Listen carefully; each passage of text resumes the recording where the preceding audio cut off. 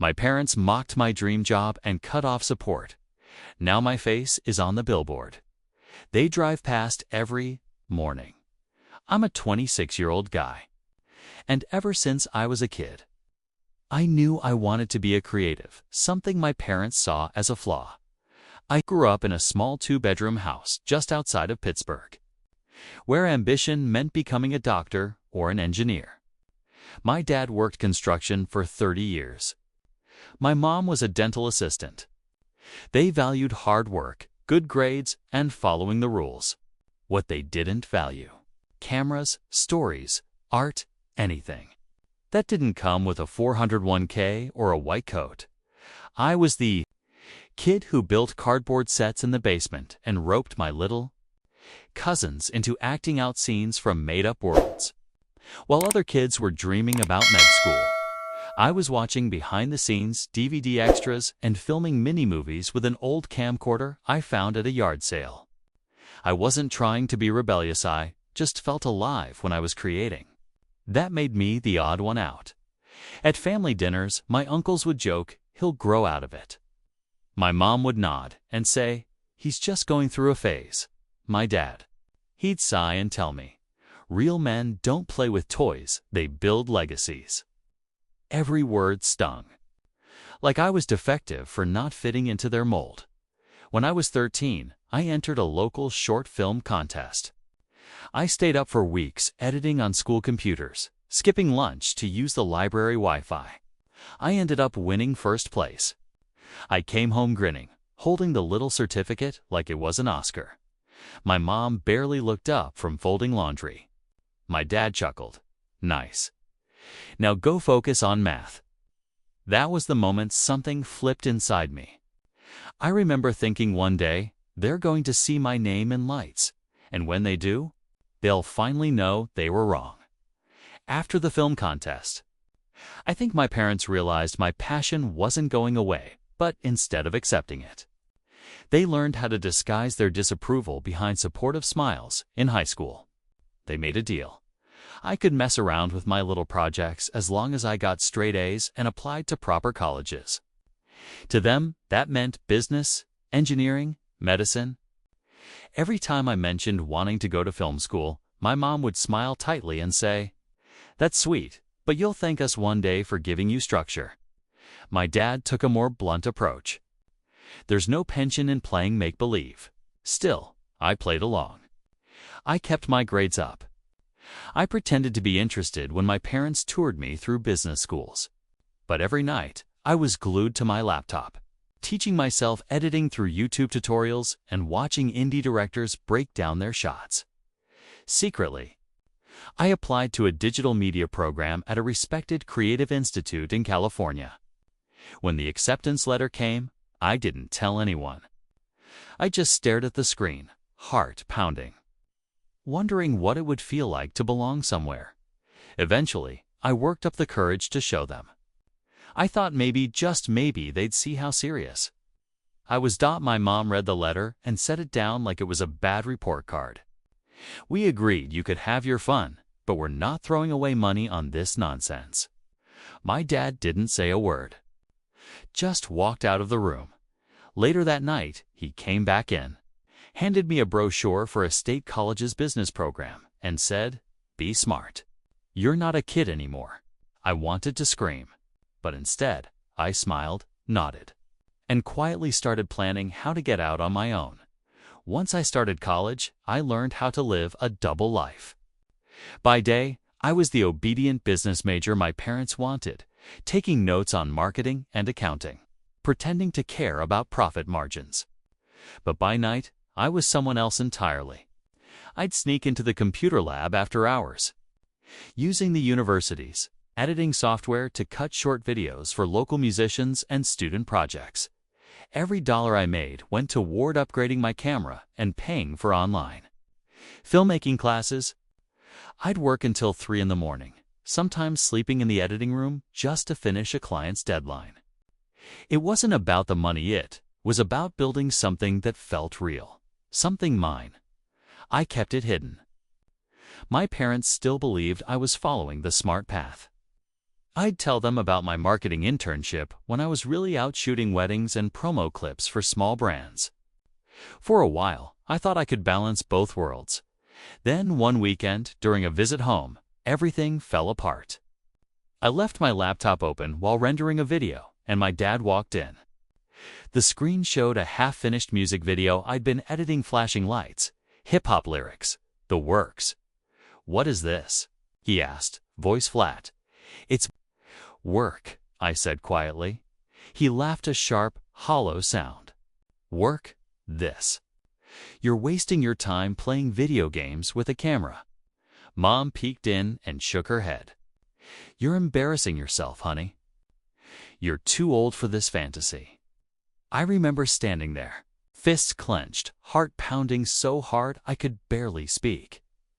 That night, after everyone went to bed, I packed my camera and whispered to myself, if they won't see the value in what I'm building, I'll make them see it one day. But I had no idea what that decision was about to cost me 2 weeks after that argument. My phone rang while I was editing in the back room of the Student Media Center. It was my dad. No greeting, just his voice, sharp and cold. "We need to talk. Come home this weekend." When I arrived, the mood in the house was different, quieter, stiffer. We sat at the kitchen table like it was a courtroom. My mom folded her arms across her chest. My dad leaned forward like he was delivering a business proposal. "We're paying for your education so you can build a real future," he said, "not to run around with a camera like some street vendor." I stared at him, stunned. Mom jumped in. "You either get serious about your degree or we're done helping you financially." I couldn't believe what I was hearing. I was already juggling school, work, and creative gigs with barely enough time to sleep. I had tried to make it work their way. I asked, "What if I finish my degree but keep building my portfolio?" Dad scoffed. "No more games. Pick one. Now?" I sat there in silence, every muscle in my body screaming to give in, to nod, to go back to pretending. But I didn't. "I'll figure it out on my own," I said. Dad didn't even flinch. "Then that's it. You're cut off." By the end of the weekend, I was out of my dorm. No tuition, no rent, no backup plan. Just a camera, 2 changes of clothes, and a beat-up duffel bag. My best friend, Marcus, let me crash on his futon in a 1-bedroom apartment shared with 2 other guys. I offered to pay rent, but I couldn't even afford groceries, as I lay there on a thin mattress under a flickering ceiling fan.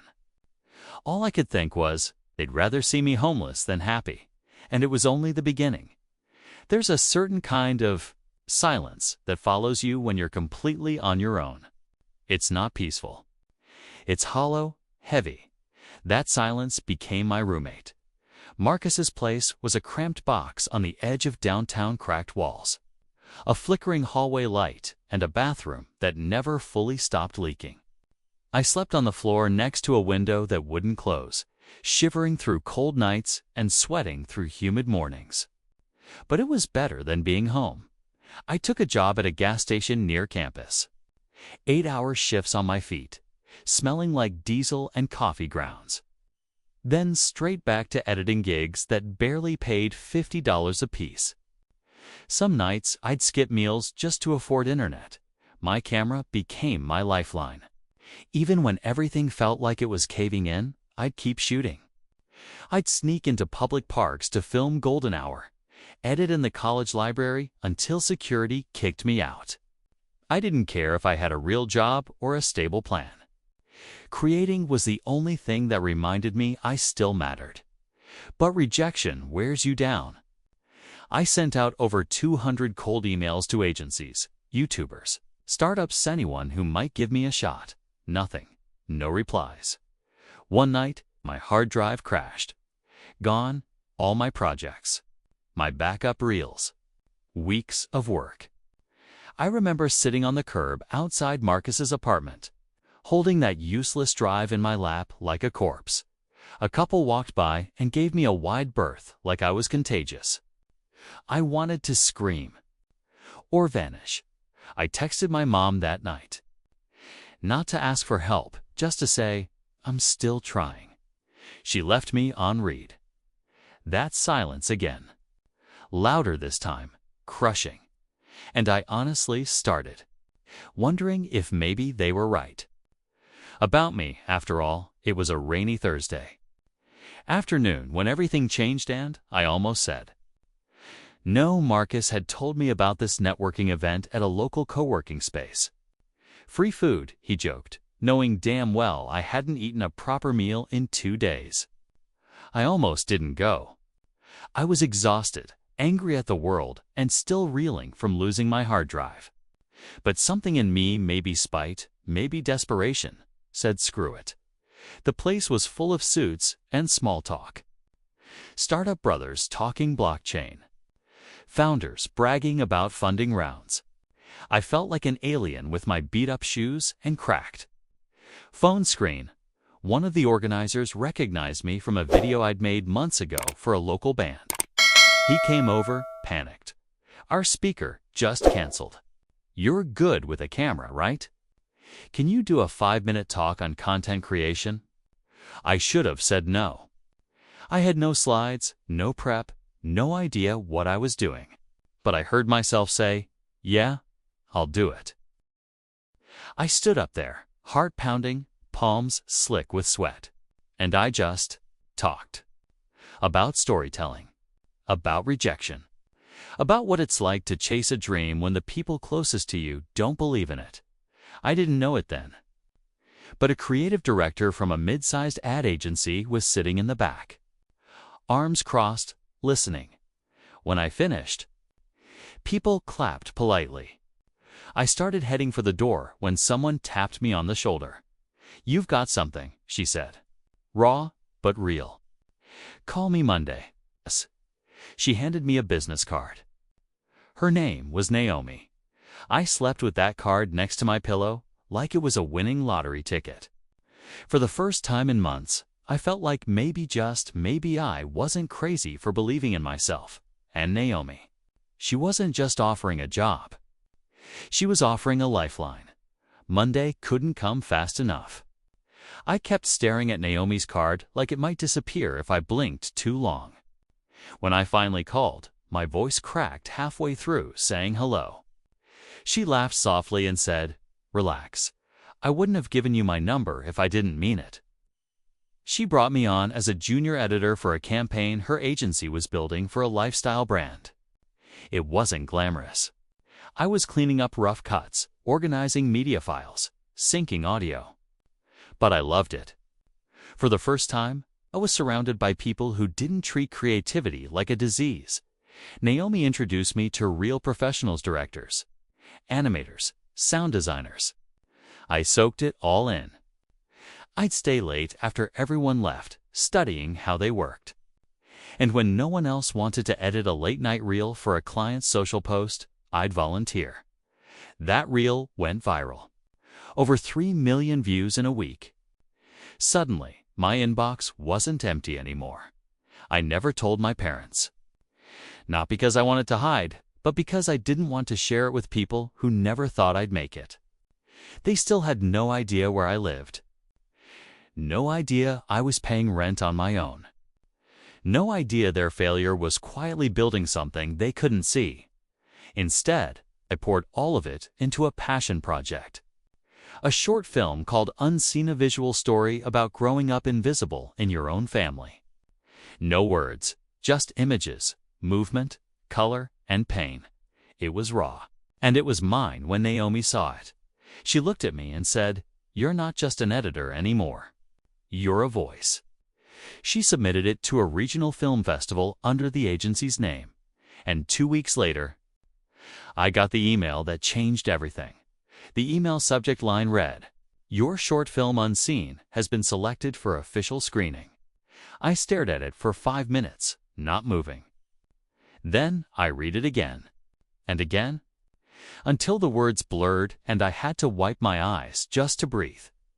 The festival wasn't Sundance or Tribeca or anything flashy. But it was respected real filmmakers, actual media coverage, agency eyes. For a kid who used to cut clips on a library computer while skipping lunch, this felt like validation. Naomi was over the moon. She brought me to the screening. The room was dark and intimate.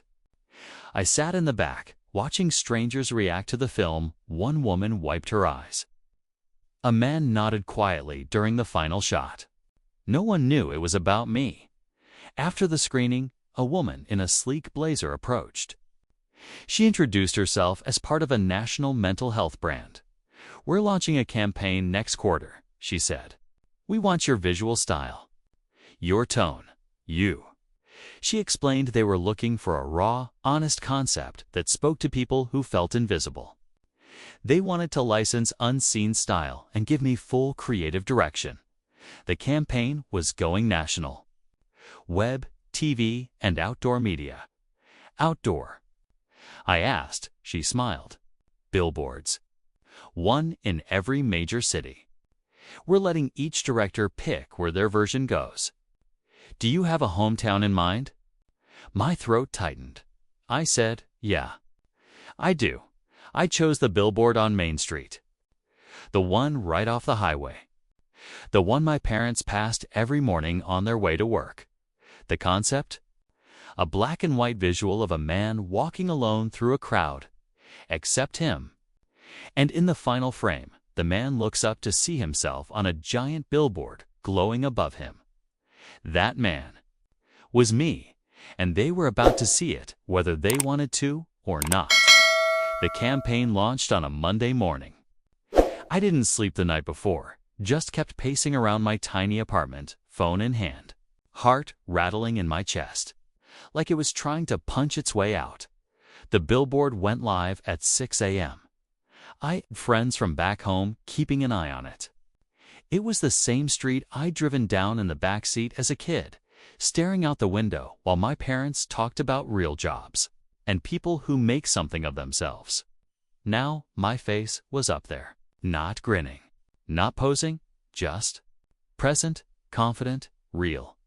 With the tagline across my chest, "You don't have to disappear to be seen." Around 7:15 a.m., I got a text from my old neighbor, Lena. She sent a grainy photo taken from across the street. My parents' car, same gray Honda they've had since. I left was parked directly beneath the billboard. They've been sitting there for 10 minutes. She wrote, "No movement. No phone calls, just silence." I didn't know what to feel. Part of me thought I'd cry. Another part expected to feel triumphant, like I'd just won a war. But mostly, I just felt still, like something inside me had finally landed. They didn't text, didn't call. But for the first time in my life, they had to look up and see me for who I really was. Not the disappointment, not the failure, just the son they never truly saw. I stared at that photo for a long time, zoomed in until it pixelated. That car, that moment, that silence. I wondered what they said to each other afterward, if anything at all, because whether they wanted to or not, they saw me now. 3 days passed. No messages. No missed calls. Just that image burned into my head, my parents' car. Small beneath a billboard that said everything I never could. Then, on the 4th night, my phone rang.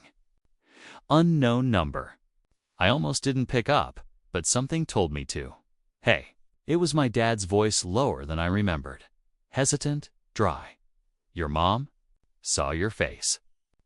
On the sign, silence stretched between us like barbed wire. "She cried," he added. I waited. No apology. No acknowledgement of the years of silence, of the shouting, of the time they left me stranded. Just that single sentence, delivered like a news report. Then came the kicker. "Your mother made lasagna. Sunday dinner. You should come by," like nothing had happened. Like the years hadn't cracked open a canyon between us. I asked, "Why now?" He was quiet for a moment. Then he said, "Because you made it, I guess." I almost laughed. Not out of humor, out of disbelief. Now I was worthy of a seat at the table. Now that strangers knew my name, now that my face was on a sign they couldn't ignore, I told him I'd think about it. He said, "Okay, you know the way," and hung up. I sat there, staring at the screen. The same hands that once shook holding rejection letters now held a choice I never thought I'd get. The chance to go back. But I wasn't that kid anymore. I wasn't the boy begging to be seen. I didn't need their dinner. I didn't need their belated pride. For the first time in my life, I finally understood their validation wasn't the reward, my freedom was. I didn't return their call. I didn't go to dinner. Instead, I told my story somewhere they couldn't interrupt. A popular podcast that spotlighted underdog. Creatives had reached out after the Billboard campaign went viral. They invited me on for a feature episode. The host, Jonah, had this way of making people talk like they were sitting in a living room. Not on a mic. He asked me about my journey, how I started, what I sacrificed, and what it felt like to have the people closest to me dismiss it all. I didn't name names. I didn't need to. I just told the truth. Asterisk, I said. You expect strangers not to understand you. But when it's your own family people who are supposed to see you when the world doesn't, that kind of silence sticks in your bones. Jonah leaned in. What would you say to them now? I paused, swallowed, then said, thank you. Because you pushed me away so hard, I had no choice but to build my own place to stand. The episode exploded. Over 1 million streams in a week. My inbox flooded with messages from kids in small towns, college dropouts, burnt-out creatives, people who had heard their own silence echoing in mine. One message said, "You spoke what I couldn't." Another read, "You just helped me forgive myself." But one reply stopped me cold. A private message from a burner email. No name, no subject line. Just 5 words. "We're proud. We were wrong." I didn't respond. I didn't need to. That podcast wasn't just my story, was my statement. To the world. To my parents. To the scared kid I used to be. And most of all, to anyone who's ever felt invisible in the one place they were supposed to feel seen. A few months later, I signed the lease on my first apartment that had real sunlight. Not shared.